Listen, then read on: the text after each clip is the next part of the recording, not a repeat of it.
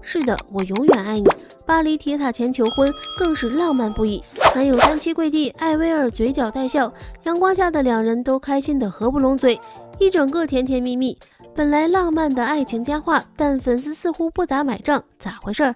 其实网友如此不支持也可以理解，毕竟男友莫德确实有点疯狂在身上。比如上一段感情中，三人关系牵扯不清，渣男自有好女收，是为世人所不忍。更重要的是，那可是多少人放在心尖上的女孩。摇滚天后艾薇儿还记得吗？那个化着烟熏妆的朋克少女，拿着一把电吉他，一开嗓便惊艳四座。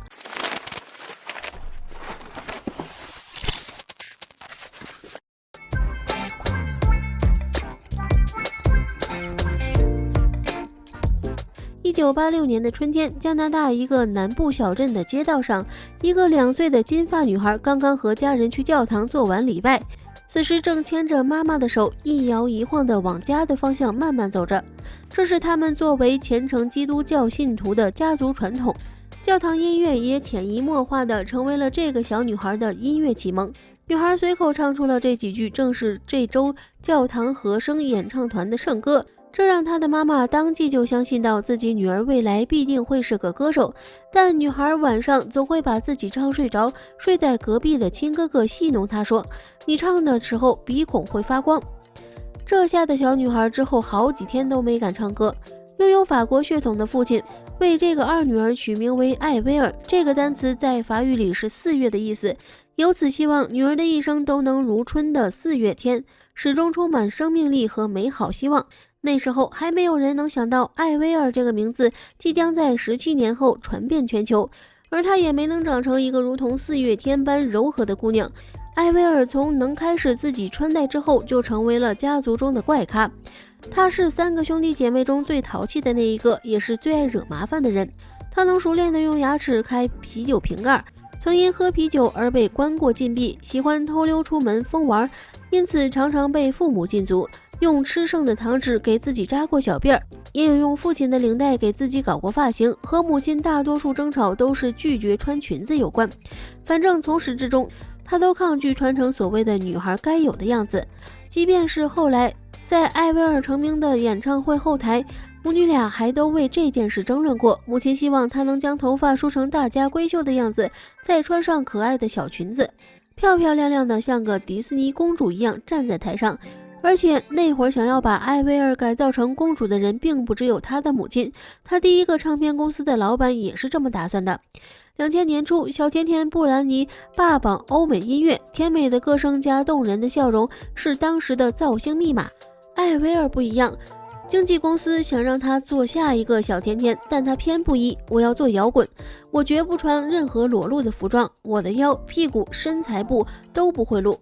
他做到了，他杀出一条血路。在15岁那年，艾薇儿得到了一个去纽约面试的机会。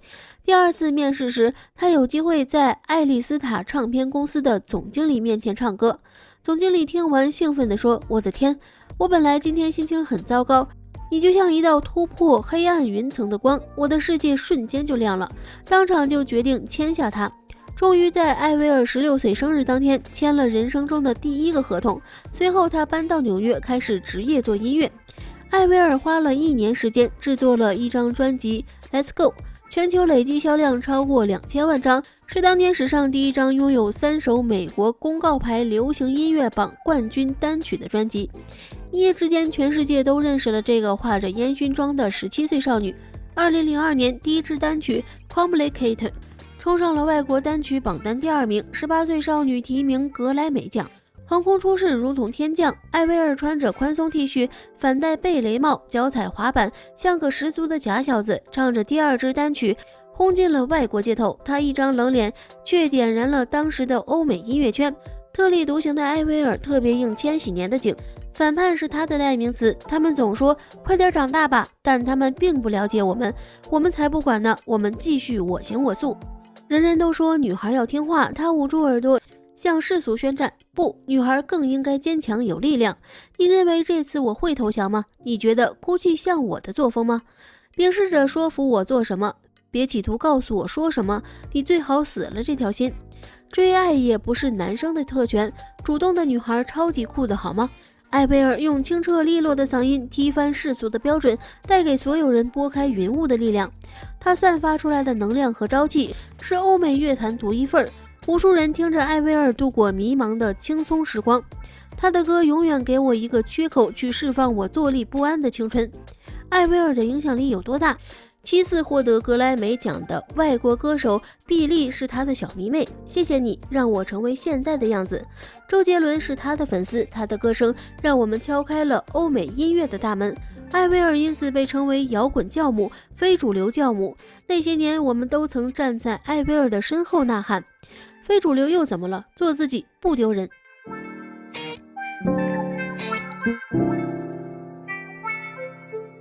不仅音乐风格张狂自我，艾薇儿在感情上也是一腔孤勇，勇往直前。艾薇儿的第一任丈夫是朋克乐队的成员德里克·惠布利，他们志同道合，一拍即合。2004年相恋，05年订婚，06年举办婚礼。此时的艾薇儿才22岁，少女怀着对爱情的憧憬一头扎了进去。但后来传出消息，似乎并不如人意。男方生活混乱，多次被拍到出入夜店，而身边都不是艾薇儿。3年后，这段短暂的婚姻以分手告终。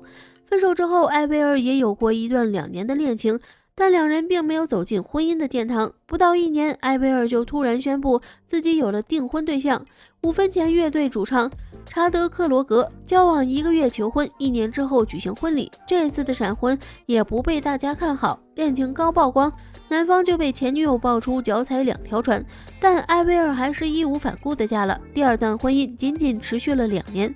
有人评价艾薇儿什么都好，可惜是个恋爱脑。可是恋爱脑又如何？反正艾薇儿什么都有了，她既不依靠男方提供资源，也不需要婚姻去保障自己的生活，所以无论是投入还是抽身，都看她愿不愿意。在认识第2任丈夫的第2天，艾薇儿就约他一起做了纹身。法语中活在当下的意思，她确实践行了这个信条，试试就试试，爱了就爱了。这很艾薇儿，永远真实、直截了当、横冲直撞。不论是以前还是现在，年上年下，商人乐手，他身边人换了一个又一个。去年刚结束一段恋情的艾薇儿，本打算封心所爱，可是遇见了莫德的第2天，他发现计划泡汤了。于是他当即决定，生命短暂，我觉得要跟着自己的心走，这很有趣也很刺激。他们在音乐上不谋而合，相互参与对方的歌曲创作。艾薇儿觉得有莫德在，每一天都变得更美好。他说，我们之间有一种难以言喻的联系，我们就像是久别重逢的老友。莫德更是恨不得向全世界表达自己的爱意。你让我在混乱中保持平静，你为我在风暴中提供避难所，你集优雅和摇滚于一身，是我一生所追求的人。称艾薇儿为我的最爱，我的天使，我的偶像。他们在颁奖礼的红毯上深情拥吻，这还不够吗？谁说艾薇儿不能继续选择享受当下呢？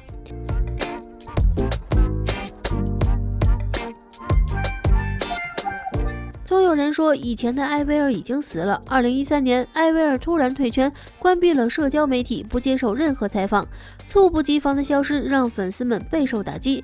于是一个诡异的说法出现了，艾薇儿早在03年去世，之后活跃的都是替身。有粉丝以2003年为分界线，举例了艾薇儿的变化，从只穿裤装 T 恤到更多身着裙装，从率性的直发变成了浪漫的卷发，从张扬的大烟熏妆到谨慎的小烟熏。一言以蔽之，假小子竟然越来越时尚了。粉丝无法接受这种变化，就像无法接受自己的精神领袖是恋爱脑一样。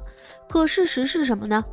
艾薇儿生病了，莱姆病让她的身体像是被铁链禁锢住了。她每天昏昏欲睡，没有力气自主进食，没有办法说话。她说，我感觉生命被吸走了，我以为自己快要死了。卧床5个月，持续与病痛抗争5年，艾薇儿才重新出现在我们面前。带着满身伤痕，他创作出与死亡抗争的歌曲，别让我被淹没，拯救我于苦海之上。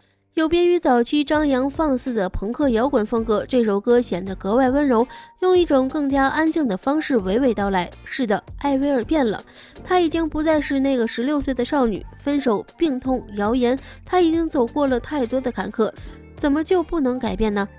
粉丝需要接受的不是作为反叛符号的艾薇儿，而是一个真实鲜活的人。更何况艾薇儿其实一直都没变，她的歌声中依然充满着蓬勃的生命力，她依然坚持听从自己内心的声音，坦坦荡荡地做自己。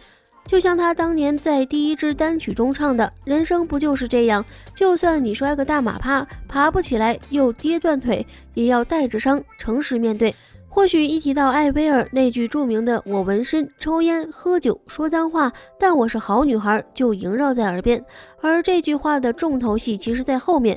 真正表的人喜欢玩无辜、装清纯，喜欢害羞肤浅的男人只会错过好姑娘，然后被绿茶骗得痛不欲生。20年前他是叛逆的代名词，而这些行为和话放在当下的世界观已经被主流所接受，而且很多年轻人也曾被他的歌词、他的唱腔、他的故事舞动。现在37岁的艾薇儿一如当年般勇敢，一如当年般有力量。艾薇儿订婚的消息爆出时，有网友唱衰，下次订婚再告诉我，就算有下一次也无所谓，反正人生那么长，反正艾薇儿永远活在当下，这没什么不好，她开心就好。最后，如果喜欢这部影片，别忘了按个赞，或是分享给身边喜欢的朋友。感谢您的鼓励，我们下期再见。